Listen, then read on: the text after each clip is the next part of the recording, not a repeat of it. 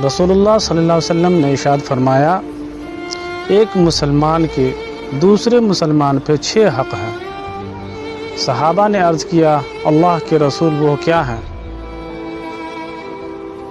तो नंबर 1, जब तू उससे मुलाकात कर तो सलाम किया कर। जब वो तुम्हें दावत दे तो दावत को कबूल किया कर। जब वो तुमसे नसीहत चाहे तो तुम उसे नसीहत कर। जब वो छींक पर अल्हम्दुलिल्लाह कहे तो उसके जवाब में यरहमुकुमुल्लाह कह।